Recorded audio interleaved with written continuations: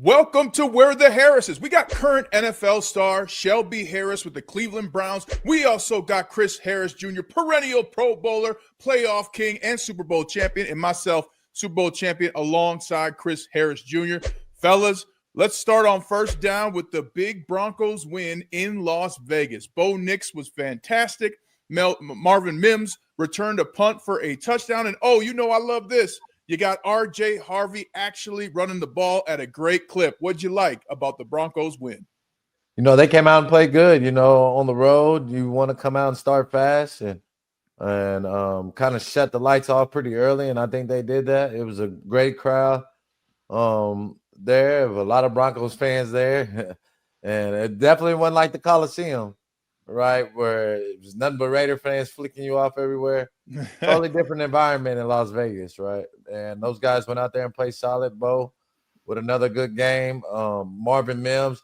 It was funny. I was just talking to him at the OU game a couple of weeks ago, and I'm like, Mims, you always break, but you never score. And then now he's like, he said that now he finally got in the end zone, man. So I'm happy to see it, man. And they playing good at the right time, and it's looking like a two-headed monster for that first round bye right now. I'm not going to make it any more than what it is. The Broncos won a game they were supposed to win. That's exactly what that was. They beat a Raider team that is down bad right now, fired offensive coordinator. Offense is really in shambles. The Broncos defense went and really took care of business like how they were supposed to. Now, if you think about the grand scheme of things, don't. The Broncos are still number one in the AFC. That's all that matters. They went out and handled their business, and that's what sounded, and that's what looked great. So I'm big on this 1-0, and that's what the Broncos did. And no matter who they play, they got to go out there and get those wins, and that's what they did. I love that RJ Harvey's getting more involved. You're starting to see Marvin Mims kind of break out. We're trying to see what they're going to do, maybe add him some more gadget plays on offense and get him more involved in the offense. You need that speed. You need a guy like that can break an 80-yard touchdown at any moment. And so it's only up from here. The Broncos are doing a great job with, just winning the games they're supposed to win. They're edging it out, and they're playing right now. They're playing some good playoff football. So I have nothing but positives right now for the Denver Broncos. What I loved about the win, number one, always fun to beat the Raiders. Can't stand them, don't like them. I understand there's fans of the Raiders, but that's number one. Number two, second straight game, you have methodical drives to start the game. You got to get to this place where you know what you're going to do and you know how you're going to affect the defense and then finish with scores. I thought Bo Nix was prolific, accurate, and really kept things on schedule. Also, a low game regarding penalties. So that's a good thing, too, at this time of year. And then lastly, you got that run game going. RJ Harvey was 75 yards. Man, he was a stud. Jaleel McLaughlin got in there as well, running the football. So now you have a complete offense. And then defensively, they shut down the run against Ashton Genty, where conversely the week before against the Commanders, they did not do that. So I'm with you, Chris and Shelby. Everything is trending up for the Broncos, and it couldn't happen at a better time. Yeah, you got to be playing good around this time. And when you want to go into the playoffs, you want to have a solid run game in which they lost with Dobbins, but Harvey's starting to pick it up. McLaughlin has to carry the load a little bit more. Bo Nix might have to run a little bit more and play defense, right? You can't beat yourselves. You see what happened with the Chiefs. They losing because they can't catch the ball in big and crucial times. Just don't know how to win those close games. And now the Broncos know how to do that. And so that's what it takes to win in these clutch games, especially in December. Isn't that what's crazy? We're talking about the Chiefs don't know how to win. Not right now. You know what I mean? But that's what people don't realize though about the NFL. It's year to year. It is year to year. You have to go out there and prove yourself every year. And that's what the Broncos are doing this year. They're going out there and they're saying, we don't care what the past says. The Broncos have struggled before in one-score games, and the Broncos have struggled really, in the last, I'd say 10, since the Super Bowl. Now the Broncos are finally taking that step and establishing themselves as a legitimate playoff team, which you're going to have to be worried about. Because what I'd be worried about is going to Denver in January. That's what I'd be worried about. Because I always tell people it's already unfair enough with the altitude. Throwing that little bit of, that icy cold weather, it's going to be a struggle for any team coming to play at the Mile High. Well, let's move on to second down, and let's start with the Browns and Shedeur Sanders. Shelby, you guys were so close. And Shedeur Sanders, I thought overall, had a very good game. What'd you guys make of Shedeur Sanders in the close loss to the Tennessee Titans? I thought he played a hell of a game. You know, I definitely thought he did enough to win that game. I think that we lost on defense. And we can bring up all we want to about the 2-point conversion that we gave up too many points on defense. We gave up over 180 rushing yards on defense. Like, so we can talk about, you know, I hear people talking all that trash about Stefanski and why it should do off the field. None of that matters. If the defense goes out there and does their job how we have been accustomed to week in and week out, we're not in that position right there. So we let the team down. And it has nothing to do with Shedeur, nothing to do with Stefanski, nothing to do with Quinshawn, none of that. The defense let the team down because that is our standard, and we dipped below that standard. But also, we've had many times, and we've seen it before, where Quinshawn has been the wildcat guy on the goal line. That's nothing new. It's just that it didn't work this time that we're hearing about it. We all know what it is. We got to talk about something now. Shedeur had a great game. How many GMs are wrong about that one? You know what I mean? Like, he had the highest passing yards out of any rookie. You know, he led an offense. You know, a worthy. They should have won that game. We should have won that game based off of, you know, what the offense did for us. The defense let us down. So, you know, I'm still very high on Stefanski. I always tell people Stefanski's one of my favorite head coaches. He always will be. You know what I mean? Like, and that's not a political answer. Nothing like as man to man. I love Stefanski always, but. You know, Shedeur, he impressed a lot of people with that game, and I think now it's just the ceiling's just gonna keep going up from here on out. I don't think you can save Stefanski. I think he's out of there, especially after that 2-point play. When the kid is hot and he's bringing y'all back, you know, that was a fun game to watch. You know, I think everybody in the world was locked in on y'all game, and like you said, it was definitely on the defense. Playing against Cam Ward, who was very struggling right now to throw the football. You know they're going to run the football. Bam, pops out. Tony Pollard has a breakout game. Y'all just didn't cap the running backs as good as y'all have in the past. Also, you know, them having that, they're able to find some lucky plays in the red zone. So, like you said, defense didn't play that well. Shedeur made the plays to be able to come back. Judy finally made a play after all the, you know, the stuff that we've been seeing on the sideline. He finally showed up. And that's what it's going to take, though, if y'all going to beat. Y'all should have beat the Titans. So I would be definitely upset if I was you.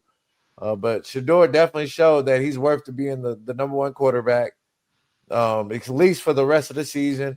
It's going to be hard going into next year with 2 first-round picks. Right, if I'm them, you know, I might I need to go get an O-line and a receiver. You know, that's what I'm looking at. Somebody that can protect them, somebody that you know is going to be there, but he needs another weapon outside. There's no number one receiver out wide when I play the Browns. I'm not scared. I wouldn't be scared to line up against y'all today. Right? For that, man. I'm not. I guarded Judy. I was never scared to guard Judy. I never thought Judy was going to take me up top. Ever, right? So you need some more weapons. You need somebody that strikes fear in the DBs, and that's going to open up everything in the offense. And for me, the big thing is Shedeur Sanders. So happy for him, right? Each of us had that moment in the NFL where you're like, oh, I can play, I can ball. And I feel like Shedeur Sanders has that on tape now where he can say, okay, and he said himself, there's room to improve. But he made that performance where now you're looking at taking steps 11 to 13 versus 1 to 2. And so I'm happy for Shedeur. I'm happy for the Browns fans. You guys got a quarterback. Hello. Yeah, it's been a long time. So you got one now, and you got a ton of options if you're the front office for the Browns. And sticking in that, though, I'm going to double-click on something that you said, Chris. I don't think you can save Stefanski. We know you love him, Shelby. But hold on. You had Mike Tomlin losing his job last week. He's ahead of the AFC North now, but you got Stefanski at the bottom. He can't go. So I think that's a bigger issue of how are we picking on Mike Tomlin when he's one of the best coaches in the AFC North, let alone football. But I think it's going to be an interesting offseason for the Browns. A ton of options, and you got a quarterback. That's all you need. I'm a big believer that you can't just blame the head coach, but we are in a position in a organization in a sport where the head coach is going to get blamed. But there's just so much that's gone wrong that has been player fault, like a player's fault. And it just sucks though, because obviously no matter what, somebody's going to have to be held accountable for players' actions, good or bad. And I always just say to it sucks being in this business and sometimes being responsible for people losing their jobs. And I'm not saying that's what I expect to happen at all, but I've been a part of Vance Joseph being fired, Vic Fangio being fired. I was a rookie when Dennis Allen got fired after we lost to the Dolphins in London.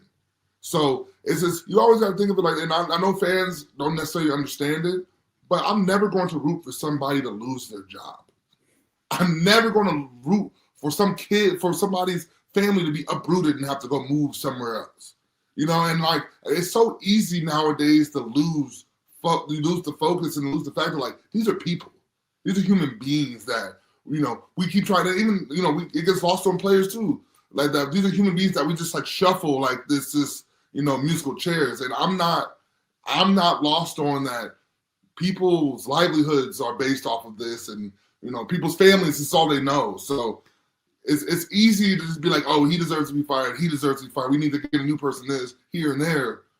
But there's people behind those jobs, and there's families behind it. And obviously, a lot of times we get fired, that means the job wasn't done well enough. But let's not just forget about the idea that there are people that will lose jobs and families that will be affected.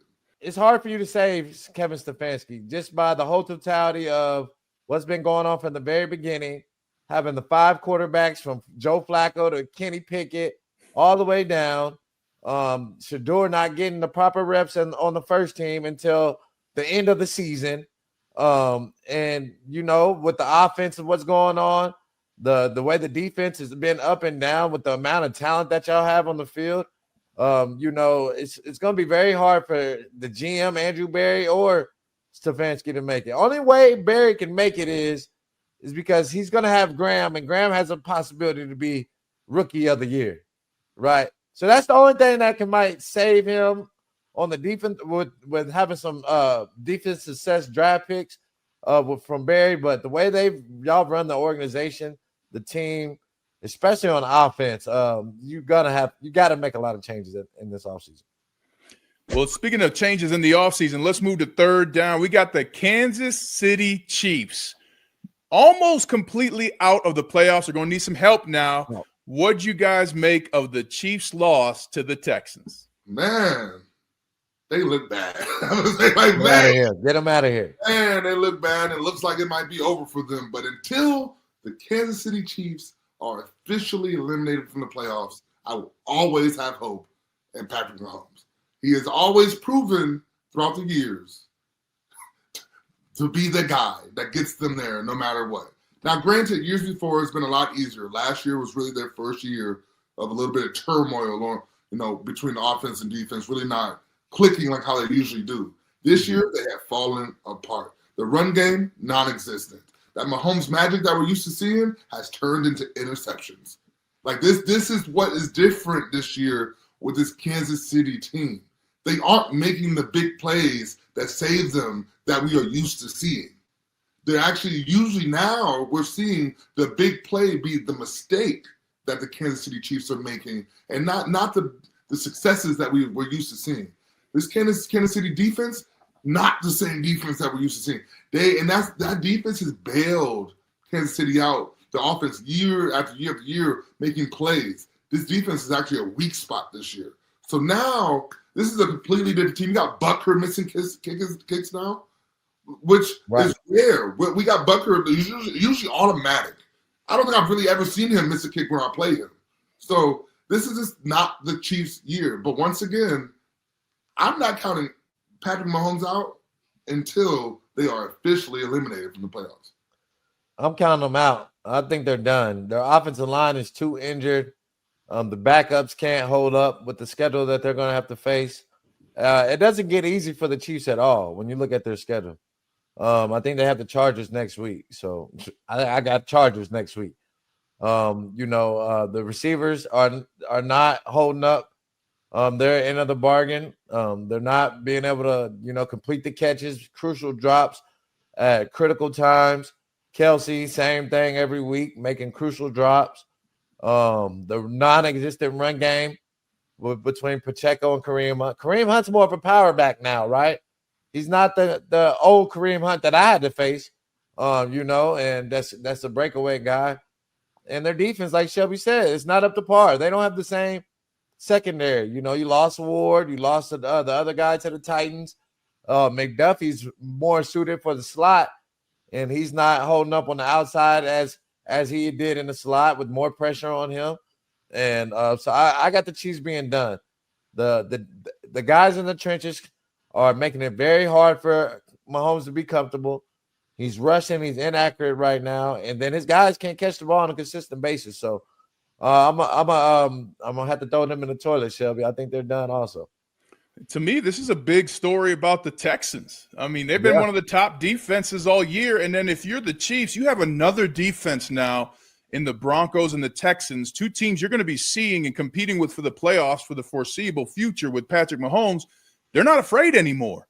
And, nope. I mean, this is something that we saw happen to the Patriots, right? It's not to say that you can't get back to it, but once defenses and offenses aren't afraid of you, now you become an average team. And let's be clear, Spags and that defense, that whole blitz zero, kind of everybody on the line, that works when you got a big lead, but you can't sustain a defense like that for 4 quarters. So I think you're starting to see that as well. But to me, great job by the Texans. You had to beat the Chiefs, not only for your record and your playoffs and your pursuit of an AFC South title, but you had to do it for the confidence of the team that they know they can beat anybody anytime, and now the Texans have that confidence. Well, Kansas City has struggled against attack defenses. Houston runs a defense very similar to what we run in Cleveland.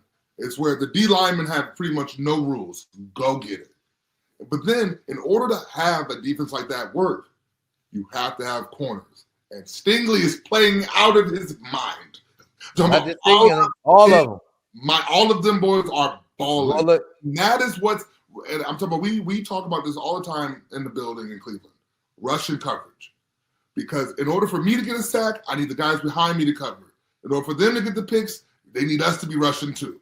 So we work together in order to make this thing work. And right now, Houston's doing a beautiful job of that. That is beautiful team defense from top to bottom. You love to see it.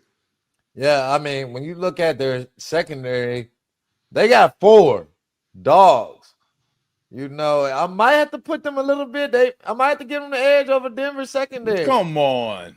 I mean, Stingley, Lassiter, he's nice. The safety Bullock is nice. What's the number 5? He's a playmaker. I like their secondary. The Broncos secondary is nice, but you can get a little leaky when it goes to Riley. They have a better number 2, I would say right now. Guy over there. So pass rush, you got to go with the Broncos. I mean, damn, they're on the record-setting pace. But that AFC South is getting shaky because let me ask a question. Do y'all see the Colts? Are they done?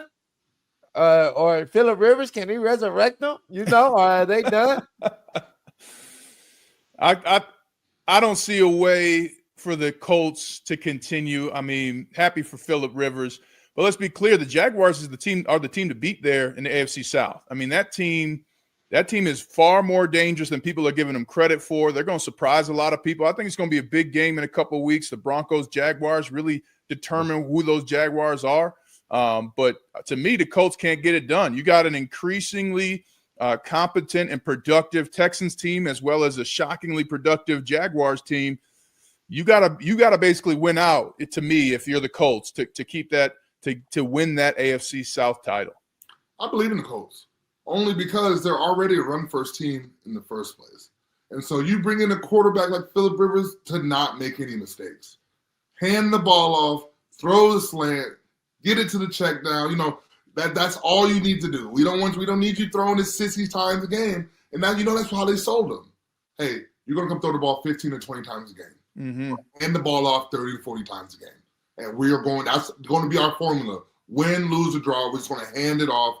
And we're going to see what happens, because you can't expect a guy like Phillip Rivers, who's been off for 5 years, to come back and to be ready to throw 40 times a game. Like, especially at 44 years old, that's not plausible. That doesn't make any sense. And so my belief is they're going to, immerse themselves in the run. That's why you go get a guy like Phillip Rivers, because even when he did play, the one thing I will give him credit for is he did not make a ton of mistakes. That's why he was always able to stay around.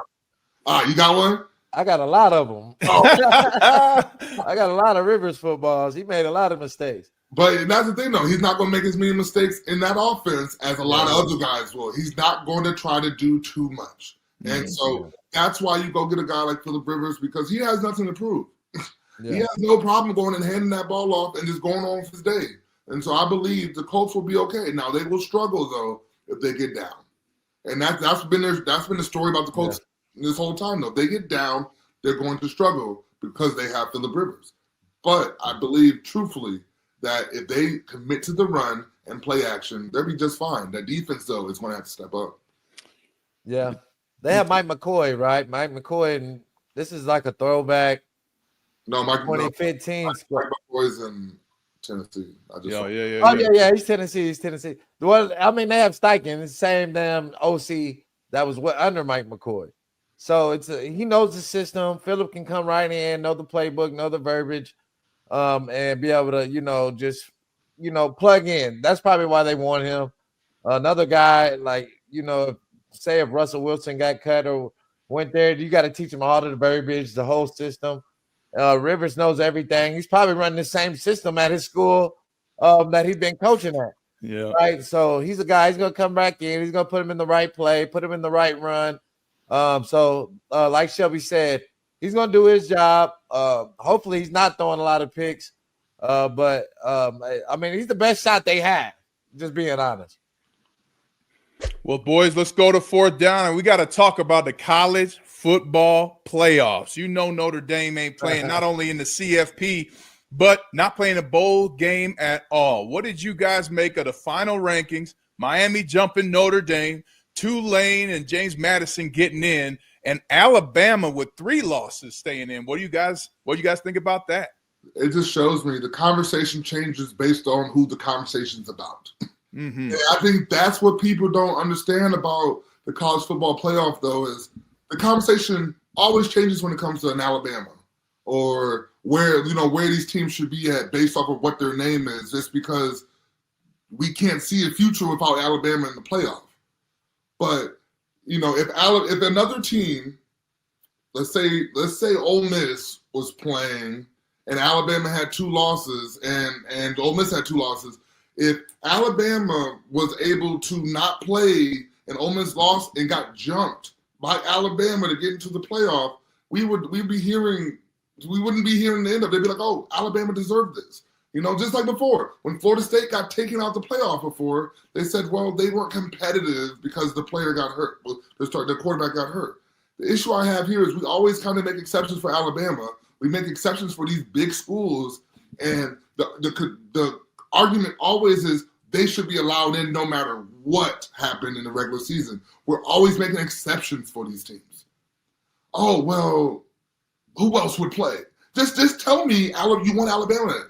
Just tell me you want Georgia, Alabama, like these blue bloods in there, instead of trying to make it seem like it's this ranking system and, it's who really deserves, because that's not what it is. You want entertainment value in these playoffs. It's not, and also it makes no sense to me how a James Madison and a Tulane get in over a Notre Dame. And I'm not privy to Notre Dame. I'm not like a big Notre Dame fan. But I'm pretty sure we have way better ball with Notre Dame playing Oregon instead of James Madison. Now, nothing against James Madison, because I always love the former D1AAs. I always love the former D1AAs, but this is not the time for them to get in right now. It's either one or the other. I don't think you need a Tulane and a James Madison. It's one or the other, and Notre Dame gets screwed there. And I know you feel the type of way, Ryan, but I'm with you, though. I think Notre Dame got screwed, and we do everything possible to get Alabama into the playoff And it's never about who got screwed for Alabama. It's always, well, we just need Alabama in there. We don't care who we screwed. And, to your point, they didn't punish Alabama for losing the SEC championship game. They sure as hell punished BYU. And it was equally as non-competitive. I mean, Alabama was not in that game against Georgia.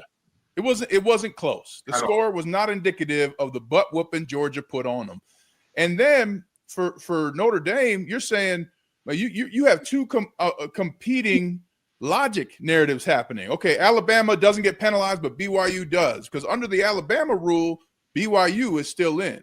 And then regarding Notre Dame not playing in the bowl game period, look, this is the Lane Kiffin rule. Take the money, not the risk. And what you're asking players to do for Notre Dame is to play and risk their NIL money, risk their future career. By the way, Jalen Smith is a player that Notre Dame lost because who had a different career in the NFL because he got injured in a bowl game. You're asking kids to go risk money for the Pop-Tart Bowl. No offense to the Pop-Tart Bowl, but you got to understand the college football landscape right now. You can't say, oh, yeah, a coach can leave a team with an opportunity to win a national championship for more money and then be mad that kids don't want to play in a game where they're going to have a very different roster and risk their money.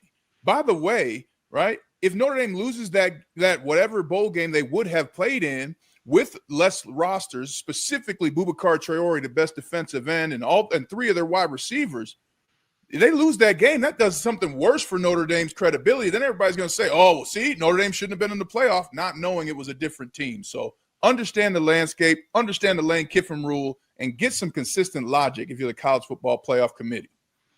Right. I just thought it was weird how they put Miami in, but Duke won the championship, right? And so are we saying Miami's representing the ACC as the champion? Well, they just got the bet. They're one of the top 12 teams. It really makes no sense, though. Or they don't have a team representing. So then why does James Madison need to have a team representing? What happened to Notre Dame or Texas right there instead of Tulane and James Madison? That's what I would choose. Me too. To play a Texas versus Oregon matchup. Now that's different, right? Notre Dame versus Ole Miss. It looks different. So I don't understand the committee's logic in this. I know James Madison's been solid in the division that they're playing in, and Tulane has been balling. And are they in the American League? I got to go back and check their league that they're in, but it's not very competitive, right? I think they blast North Texas. It wasn't very competitive championship game at all either. So that's the only mistake I see is the James Madison. I can't say that you're better than Notre Dame, James Madison. And I can't say Tulane is better than Texas. So those have been my two arguments. So what's the difference between Tulane and James Madison and Florida State when their quarterback got hurt? If we're talking about competitive disadvantage, what was the difference? So then if we go back and we keep using this precedent they keep setting, then Florida State should have been in when they were undefeated, even if their quarterback got hurt. You see what I'm saying? So that's why I keep saying every year the committee uses some type of, they use a different reason or a rhyme or reason of why certain teams deserve to be in. But then just like you said, Ryan, they completely contradict themselves when they add other teams in. Because in that same instance, why did BYU get kicked out? All the way out. All the way. No shit. They're not at all. They would be third. They'd be the third next team to me to go in. And that's what blows me. It just doesn't make any sense why you try to use this saying like, oh well, the conference championship will not harm you that much if you're Alabama. Yes. If you're Georgia. Now, if you're BYU, if you're maybe a Texas Tech, you know what I mean? Like, who knows what happens? And so it's showing you all you care about are the blue blood. You care about the SEC and you care about the Big Ten. Everybody else is kind of you're up for yourself, and that's all it is. Yeah. Hey, can we give a little love for Indiana though? I mean, come on, Indiana winning the Big Ten. What a game for them. I mean, think about this. Indiana football's been so bad. They never entertained the thought, the Big Ten, that hosting that game in Indianapolis would be a home game for Indiana. That's how long it's been since they've been good. And there they are in Indiana, and they beat who I think is going to win the national championship in Ohio State. What do you guys like about Indiana's Big Ten title? play tough defense. Quarterback is solid. Made big throws at the right time. He was cracking me up with his post-game interview, man. All that energy. I'm like, does he always do it like this, or is he like acting right now? But it was a great game. Of course, I still think Smith is the best player out there. I don't think Ohio State played their best game, especially defensively. But the Indiana got to give them credit. They made the crucial plays at the right time. They got a big receiver out there that can make plays that Mendoza feels very comfortable to throw to. So they're a legit contender, and their quarterback is good. They're a well-coached team. They don't really beat themselves. So it's gonna be a problem to knock that team off. I love that Indiana team. I think my question is more of, are we too high on this Ohio State team? And I think that's where we need to have this conversation, because after Ohio State, which when they played Texas week 1, it wasn't a high-scoring affair at all, but we assumed it was because you're playing two good teams.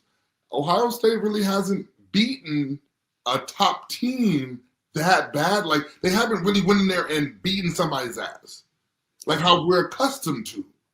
And Indiana really went in there and dominated them the whole second half. That whole second half in Indy, they dominated this Ohio State team. And so what I'm thinking now is we might just be too high on Ohio State. And maybe Indiana are all them dogs that we've really been looking for. Because Indiana has shown all year they just been beating everybody's ass. Yeah. They've beating everybody's ass. Step in front of Indiana, they're going to beat you. And Ohio State's been, even against Michigan at first, it was a close game at first, and they finally broke it open a little bit. And Ohio State really hasn't been this dominant team that we're accustomed to. And so, it could be Indiana's year. Well, and think about this. They out-physicaled Ohio State, and it's such proof, and we know this from playing. You can have a great plan, but if I hit you in the mouth and I make you think about your future, I'm winning this game. And that's what Indiana did. And guess what? You can do that regardless of the play call. You can do that. You can go knock somebody in the mouth and let them know it's going to be a long, long day, and it will affect them, right? I think people forget about that too, and Indiana got that done. And then the other thing to me, Ohio State looks like the offense that doesn't want to go to its big player until it's time. You want to get everybody else involved until Jeremiah Smith gets his money. Now you got to change that. Feed Jeremiah Smith until they bring over an extra defender and then run the ball, right? The method is backwards right now. And if Ohio State can turn that around, I do think they're going to be more competitive. But you're right. I mean, we got to give Indiana the credit. They are a contender right now. Yeah, Mendoza is solid, man. I see him as, coming in. It looks like a prolific offense that, he's going to be good to go under center, shotgun, play action in the league. I wouldn't be afraid to take him, just looking at all the other quarterbacks around college football. He does look like one of the most polished guys out there that I've been able to watch. So, you got to take that into account, especially in these college football playoffs. Quarterback is the best guy usually wins, So you got to put them. They deserve another number 1 seed. They've had a great year. And then we got to take in consideration the coaching change, right? Ohio State lost the receiver coach to South Florida, right? Hartline. A lot of things could be going on with the coaching changes, but Indiana, they've been been able to stay afloat, right? Have a lot of consistency over there. So you got to give them an upper hand in a lot of things. The situation right there for them is perfect right now. And a bigger story that people aren't talking about, Hartline is their best recruiter. Yes. He's their recruiter. So him going to South Florida, we'll see how much down the road it affects Ohio State. Well, tune in for next week's episode of We're the Harrises as we bring you the best football talk in the world. Remember to like, subscribe, and share with your friends. See you next week.